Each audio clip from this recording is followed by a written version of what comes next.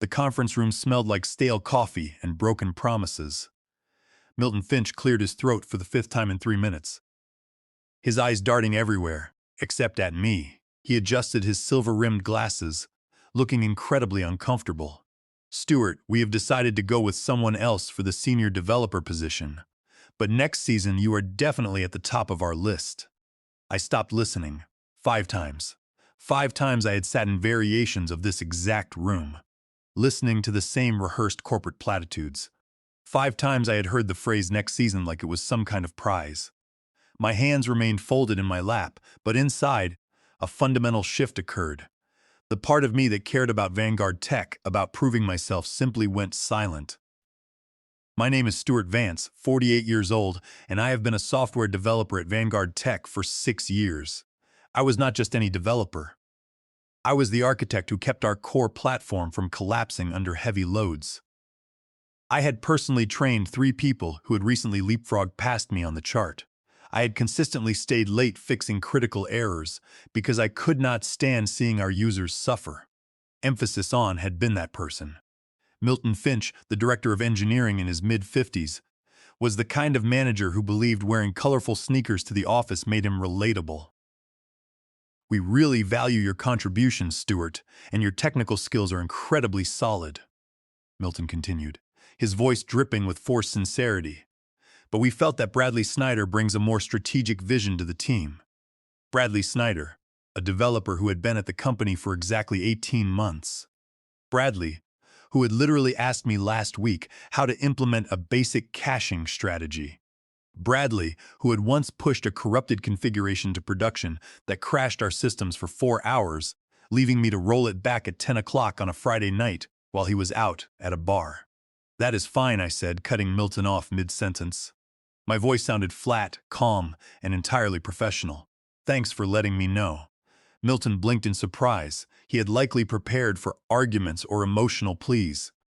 I had given him both in the past. During my first rejection, I had sat in my car and stared at the steering wheel.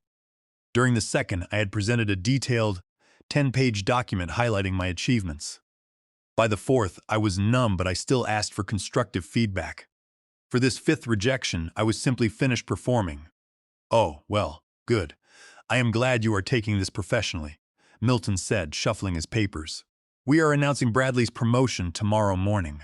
I trust you will help him transition smoothly into the new role." "Of course," I replied. The word tasted like cardboard. I walked back to my desk in the open-plan office. My monitor displayed 3 critical bugs assigned to me, 2 internal chat channels flashing red, and an email thread with 17 unread messages, all marked urgent. For 6 years, I had treated every urgent request as a personal mission. Not anymore. I opened my personal web browser instead. The email draft I had been too hesitant to send sat waiting. Subject line: application for senior software architect position at CloudStream Solutions. I clicked the send button. Then I opened the next application draft and the next one. By 5:30, I had submitted applications to 7 different companies and left the office. When I got home, my wife, Clara Vance, was preparing dinner for our children, Mason and Lily. The kitchen was its usual chaotic sanctuary. 9-year-old Mason had school papers on the counter, while 7-year-old Lily colored on the table. Clara looked up, noticing the time. "You are home early," she said, stepping over to kiss my cheek. "Is everything okay?" "They gave the senior promotion to Bradley Snyder," I said simply. Clara froze, her hand resting on the counter. "Bradley? The guy you had to teach how to write database queries?" "Yes, that is the one." I sat down at the table and let Lily climb onto my lap. She smelled of playground dust and sweet apple juice. "I am done, Clara. I am completely finished trying to prove myself to them." Clara sat next to me, her eyes filled with understanding. She had witnessed the toll the late nights and stress had taken on my health. "What are you going to do?" she asked softly. "I sent out 7 applications today, and I will send more tomorrow, and I am no longer doing any extra work. No late nights, no fixing other people's unassigned bugs, and no volunteering for emergency deployments unless it is my direct responsibility. If they want strategic vision, they can get it from Bradley." Clara smiled, a genuine expression of relief. "Good. You have been running yourself into the ground for people who do not appreciate you. It is about time you stopped." That night, after the kids were asleep, I created a list of strict boundaries in my notebook. I would no longer check my email after 5:30, nor would I answer emergency calls on weekends. I would work only my contracted hours. The next morning, Milton sent the department-wide email announcing Bradley's promotion. The congratulations messages poured in. I sent a brief, two-word message and went back to my work. 30 minutes later, Bradley appeared at my desk, looking sheepish. "Hey, Stuart, I know this might be slightly awkward, but I wanted to thank you." "Congratulations on the promotion, Bradley," I said, keeping my eyes fixed on my monitor. "Thanks. Listen, I am really going to need your help getting up to speed on the legacy database structure. I know you built the core claims engine, and honestly, the code is pretty dense." "I will assist with anything officially assigned to my queue," I replied. "If Milton wants to put formal training sessions in my backlog, I will work through them during my normal hours." Bradley shifted his weight. "Right, but I meant informally, like we used to do." "My schedule is quite full," I said, "but I am sure your strategic vision will guide you." He left, looking thoroughly confused. By noon on Wednesday, I had completed my single assigned ticket, a moderate bug fix that took precisely the 4 hours I had estimated. I did not rush. I took my full lunch break, walking down to a nearby park to eat in peace. When I returned, my internal chat application was buzzing. My coworker, Jared Cole, had sent me a direct message. "Hey, Stuart, the main payment gateway is throwing serialization errors in production. Can you take a quick look? You resolved a similar issue last month." The old version of me would have dropped everything, opened the logs, and resolved the issue within 10 minutes. The new version of me checked the active ticket board. The issue was unassigned, but the payment gateway fell under the senior developer responsibilities. I typed back, "That looks like a critical issue for the senior team. You should check with Bradley Snyder." Jared replied, "Bradley is in planning meetings with Milton all day. The business teams are screaming. Can you just check it?" I answered. "If it is an emergency, Milton can escalate it and assign it to me formally. Otherwise, it should wait for Bradley." I closed the chat window. 3 hours later, the payment gateway was still failing. The database connections were backing up, and my team members were growing increasingly frantic. Eventually, Milton Finch messaged me directly. "Stuart, we have a major problem with the payment gateway. Bradley is stuck in a meeting with the vice president. Can you jump on the bridge and resolve this? It should be fast for you," I replied. "I am currently focused on my assigned tasks for the afternoon sprint. I cannot context switch without dropping my current deliverables." Milton did not reply, but I could feel the tension radiating from his office across the room. At 5:30, I shut down my laptop, packed my bag, and walked out. The payment gateway was still offline. When I arrived home, the house was quiet. Clara had taken Mason and Lily to soccer practice. I sat down at my personal computer and reviewed my email. CloudStream Solutions had responded. They were highly impressed by my profile and wanted to schedule an initial phone screening for Thursday afternoon. I scheduled it for my lunch break. The next morning, the atmosphere in the Vanguard office was incredibly tense.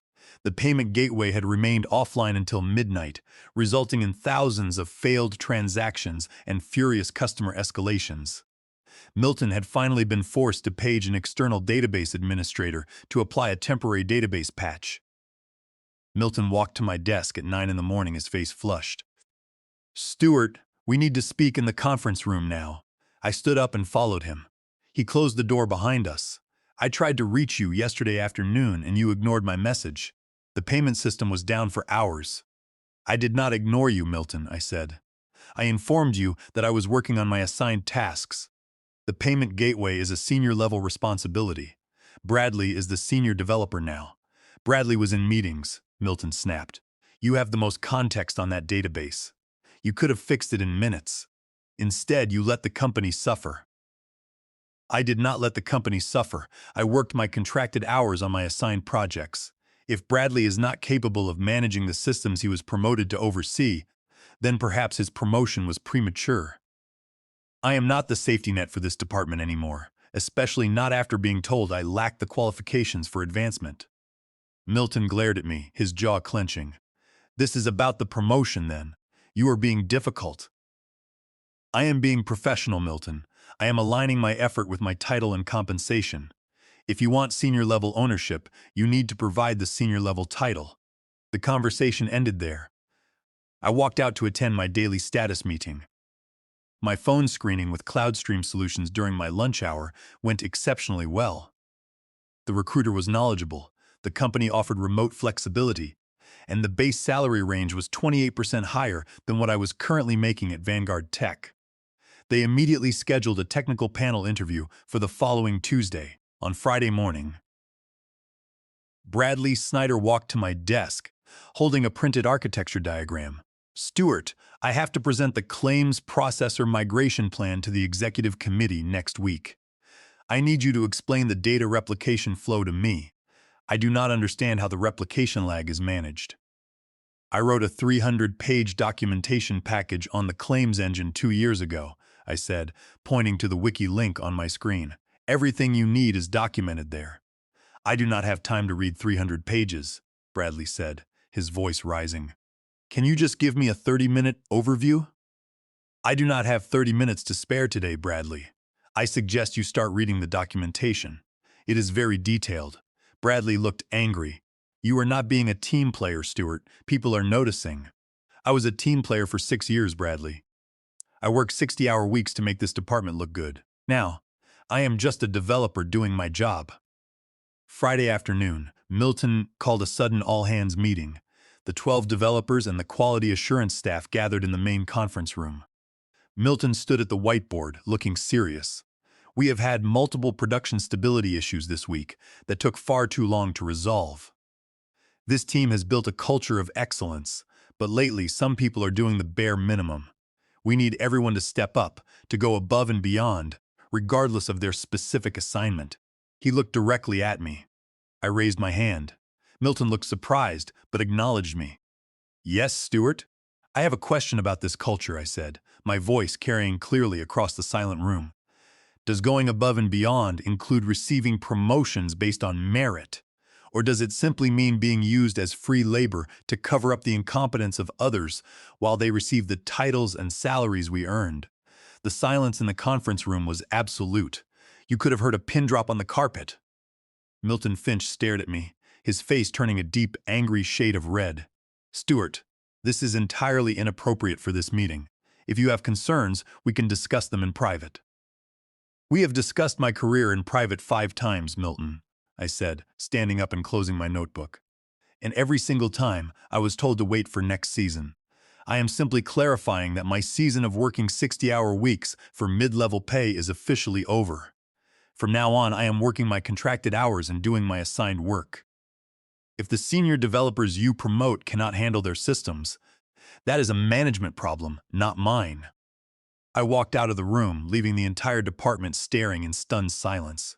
My heart was pounding, but for the first time in years, I felt completely in control. When I reached my desk, I saw my hands were steady. Within 10 minutes, I received a calendar invitation from Human Resources for Monday morning at 9. I declined the meeting invite and replied, "Please include the corporate compliance officer in this discussion, as I will be bringing documentation regarding promotion discrepancies and labor practices." Over the weekend, I received several private text messages from my colleagues.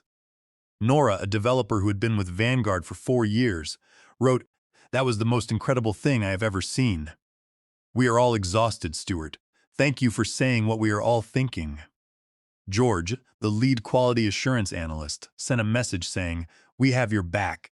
Let us know if you need us to document how many times you saved our projects."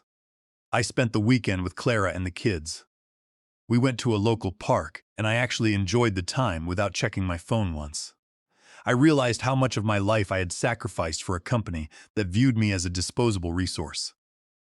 On Monday morning, I walked into the HR conference room. Sylvia Crane, the local human resources representative, sat at the table along with Milton Finch. Next to them was Valerie Mercer, the corporate human resources manager, who had joined via video conference. "Stuart, thank you for coming," Sylvia began, her tone formal. "Milton has raised concerns about your behavior on Friday. Walking out of a meeting and making public accusations is disruptive." "My comments were direct feedback regarding the team culture Milton brought up," I said calmly. I opened my folder and placed 3 documents on the table. These are my performance evaluations for the past 5 years. Every single one is marked as exceeds expectations. Here is the list of 7 developers promoted to senior positions during that same period, all of whom have less tenure and fewer technical certifications than I do. 3 of them were trained directly by me. I have repeatedly asked for specific, actionable feedback on how to achieve a promotion, and I have been met with vague comments about strategic vision. Valerie Mercer leaned forward on the screen. Stewart, promotions are based on many factors, including leadership potential. Then those factors should be documented and applied transparently, I replied. Right now, the only factor seems to be a willingness to work unpaid overtime to fix systems that are poorly managed. I have documented every hour of overtime I worked over the past 3 years. If Vanguard Tech wishes to classify my role as one that requires constant, uncompensated emergency availability, we should discuss that in the context of our employment agreement. Valerie Mercer made a note on her pad. She looked at Milton, who was looking increasingly defensive. "We will review these materials, Stewart," Valerie said, "but we expect professional conduct going forward." "I will always remain professional," I said, "and I expect Vanguard Tech to do the same." The meeting ended. I went back to my desk and focused on my assigned tasks. On Tuesday afternoon, I took a half-day of vacation to complete my technical panel interview with CloudStream Solutions. The interview was challenging, covering deep system design, scalability, and disaster recovery. I answered every question with the confidence of someone who had spent decades in the trenches. At the end of the interview, the department vice president asked, "Why are you looking to make a change now, Stewart?" "I have spent 6 years building and maintaining critical infrastructure at my current company," I said. "I am looking for an organization that values technical expertise, respects professional boundaries, and provides a clear, transparent path for career advancement." The vice president nodded. "We believe in rewarding our engineers for their actual impact. You will hear from us soon." On Wednesday morning, Bradley Snyder approached my desk again. He looked pale and stressed. "Stewart, the claims processor is throwing deadlocks on the database.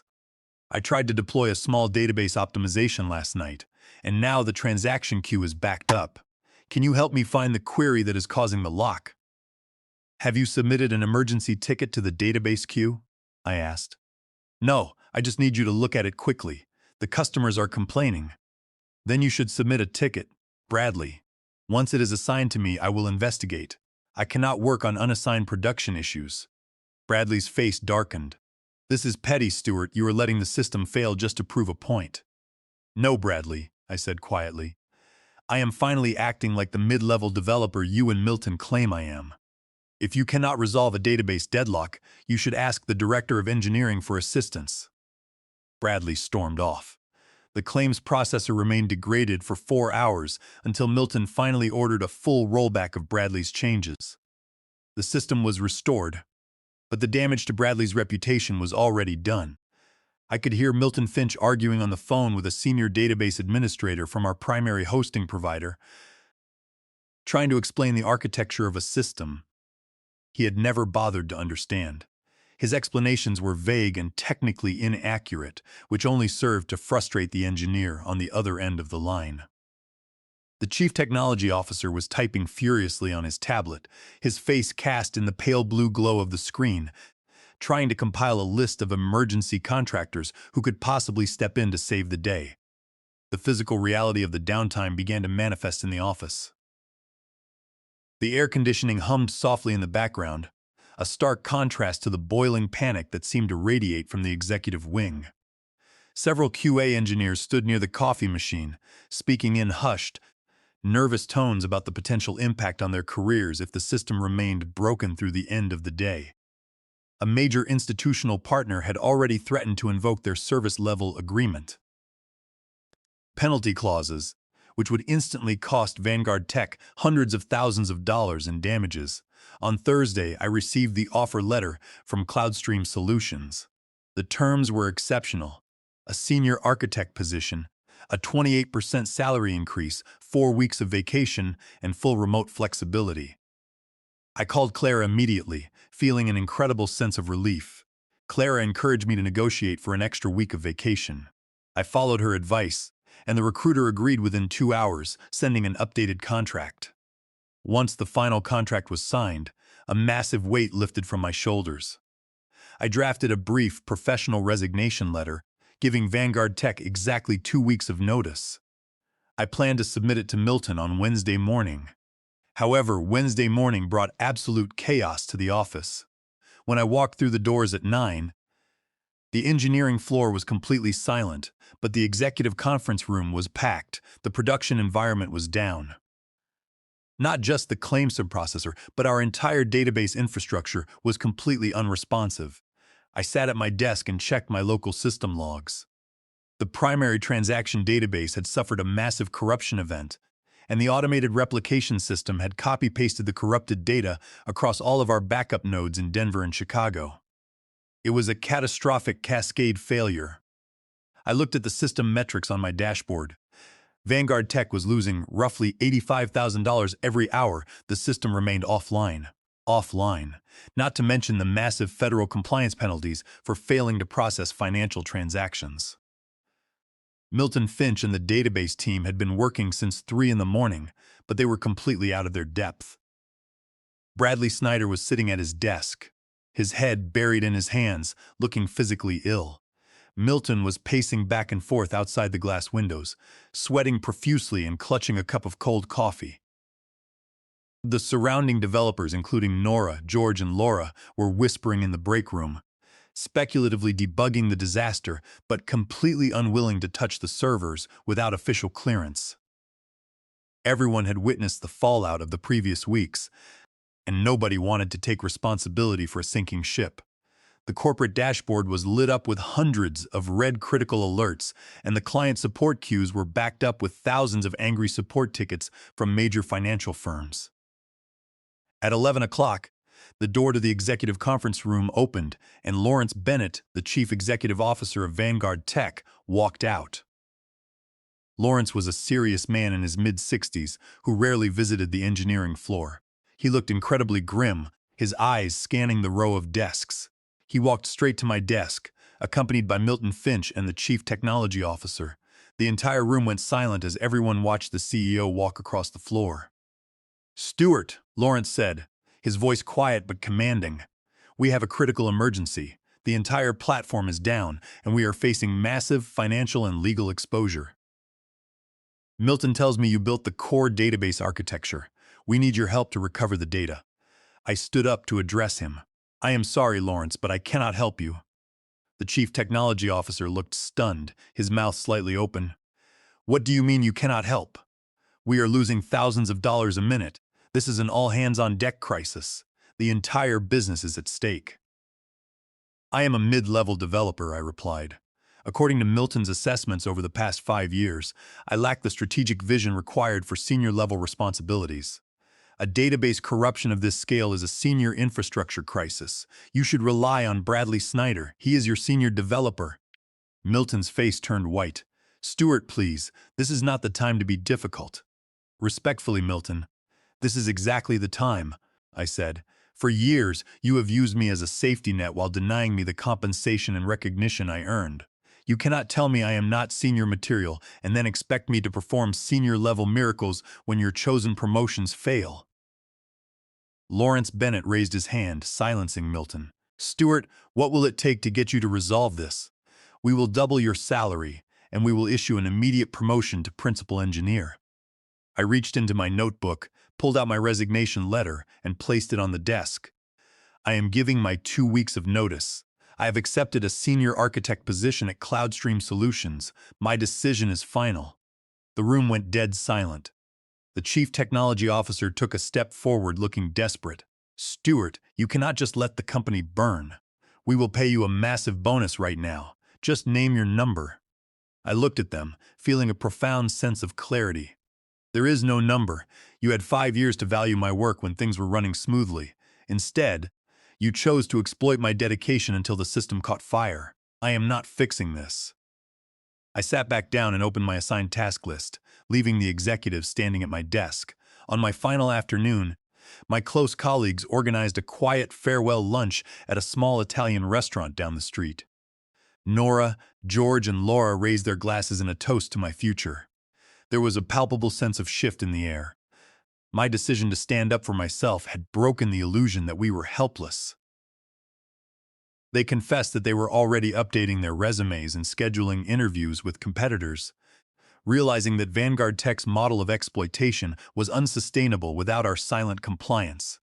My onboarding at CloudStream Solutions was a refreshing change from the toxic environments I had experienced in the past. My manager, Olivia, spent the first week walking me through the department's growth paths and introducing me to the engineering team. There were no expectations of constant availability, and the company culture actively celebrated engineering boundaries.